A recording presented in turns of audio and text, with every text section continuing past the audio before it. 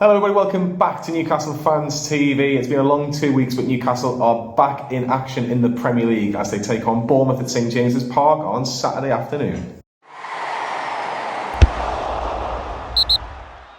Yes, this video is sponsored by OneFootball. OneFootball is our main sponsor here at Newcastle Fans TV, so make sure you download the app. We'll have all the latest information in regards to the Premier League as well. We've got some fantastic fixtures, just the 7 games, of course. A few postponements because obviously Her Majesty's funeral is on Monday, and of course all our wishes are with the royal family at this very, very sad time.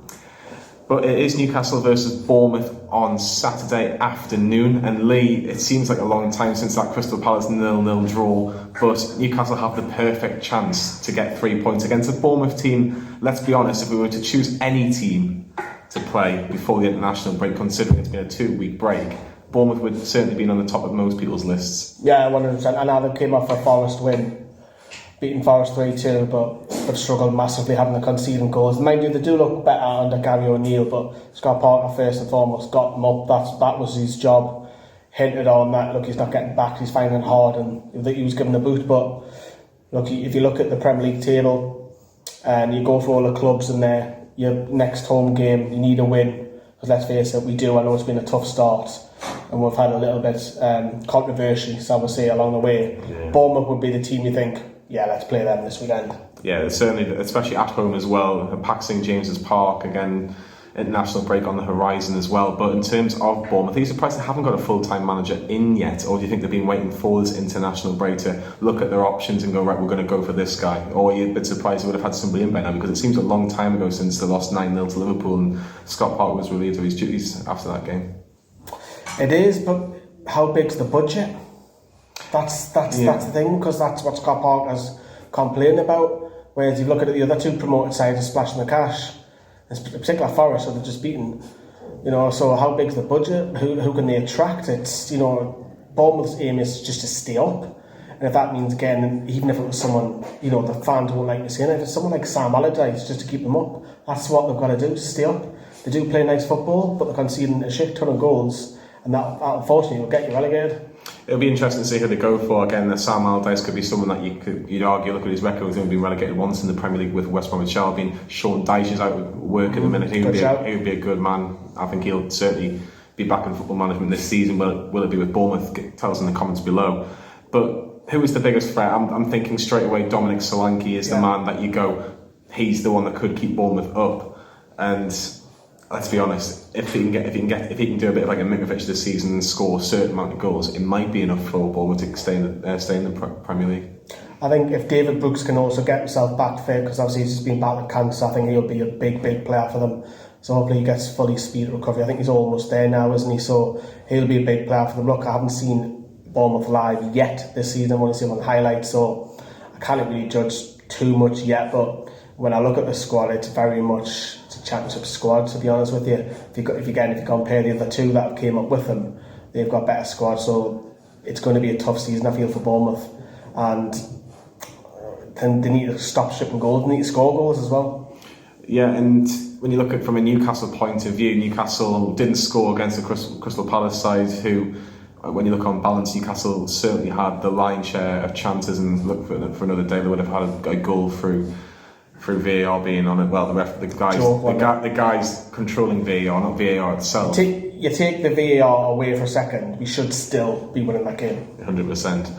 Would Bournemouth be thinking, well, they struggled to beat Palace in terms of the chances that they had. If they keep it tight, they might play 5 at the back just to kind of consolidate and try and get another point on the board, because they're actually on the same points as Newcastle. Yeah, because like I say, that Forest win was massive, because that's the teams they need to beat around them this season. They might look at Newcastle and might think, you know what, a point on the road against Newcastle is a minimum that we want from this game, whereas we want the 3 points. So again, as I say at the top of the video, Newcastle fans look at the fixture list and think, there's 3 points, we'll have to go and get 3 points, and we've got to play and score goals, because we've done it against Palace, plenty of chances, just couldn't score. So hopefully we've got a couple of our big guns back. Yeah, before we go on the team news, a big question for me, Lee, because I think I wouldn't necessarily say it was a must-win game against Crystal Palace. I think it was just because of the way it ended against Liverpool at Anfield. It was just try not to lose in that sense, because I know it's a home game against Crystal Palace, but I felt like it was the perfect time to have another game because they couldn't really think about that Liverpool game too long. Yeah. Where this time we've had 2 weeks to think about this game now. Surely Eddie Howe has got to be thinking we cannot get anything less than a win. We need to be beating teams like Bournemouth, no disrespect, at home, especially on Saturday.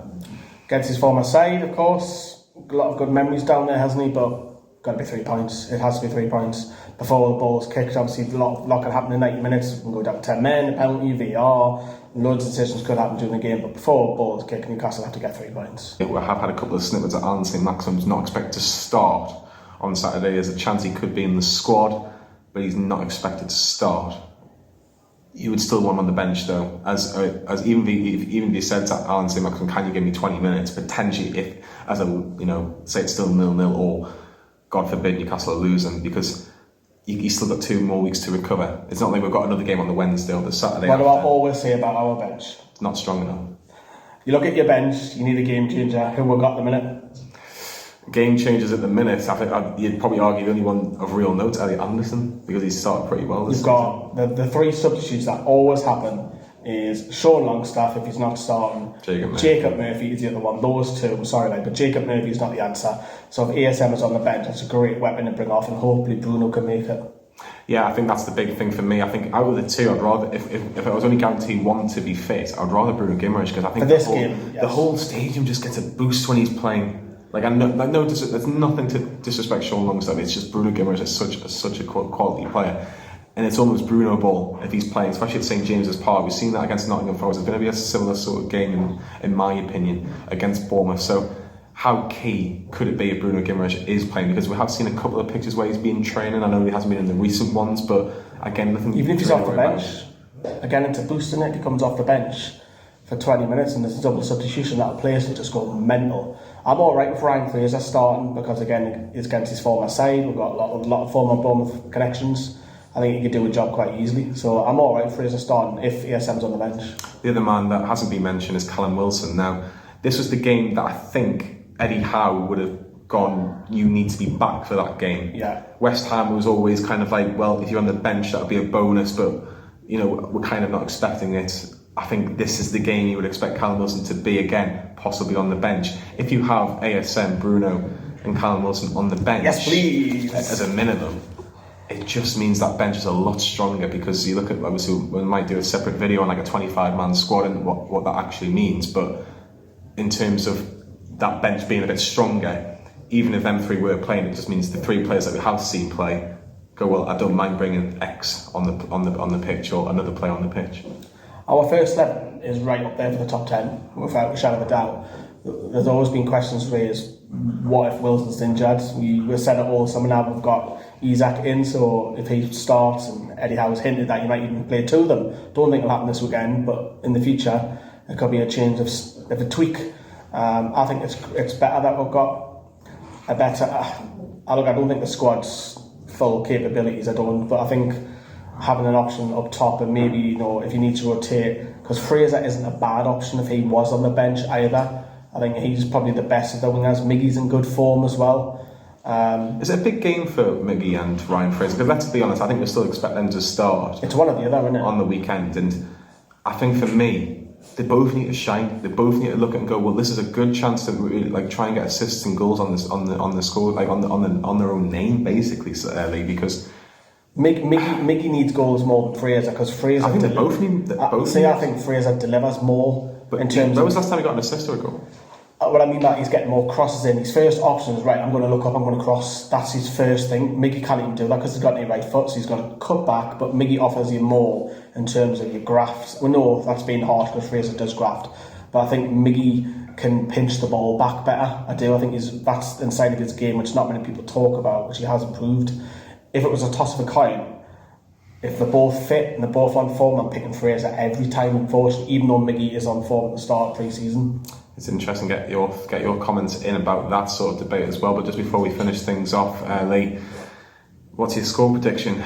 I'm going for a win. Are you feeling confident now? Yes, I am. Even with the injuries, even if they're not fully fit, I think this side it's not a banker. But I fully expect if we're doing the videos and we're doing the last word and whatever, at St James's Park and we haven't picked up 3 points, I'll be very, very disappointed unless we've had a red card or something daft like that. But we should be winning this game. It's not a must win, but I expect us to win. Score? Oh yeah, sorry. Gone 3-0. Well, I went 2-0. I'm going 3-0, I'm going for it. I'm going 2-0. I think Newcastle, I think it'll be a bit like the Forest game. I think the only thing I would say, if we can get an early goal, I think that might kill the mood a little bit in terms of if I was a Bournemouth player. I think it's a bit different if they were like 1-0 down against Nottingham Forest. I think they've got a bit more time, and I think they might just be thinking, oh, these are a good team, and it might be too much for them. But I'm going 2-0 to Newcastle against Bournemouth on Saturday. That is the last game before the international break, and then obviously we've got a couple of weeks until the Fulham game at Craven Cottage on the 1st of October. But get your scores in, get your teams in as well, get your starting 11s in. Who is in your starting 11? Is Bruno in? Is ASM in? Are they on the bench? Who starts at centre half? Does Dan Burn get back in? That's another debate that we've seen on social media over the last few weeks as well. But will Newcastle get the 3 points? That's the big thing. Can you see Newcastle getting all 3 points? Because certainly I do, and he does as well. Like and subscribe to Newcastle Fans TV, and we'll see you on Saturday.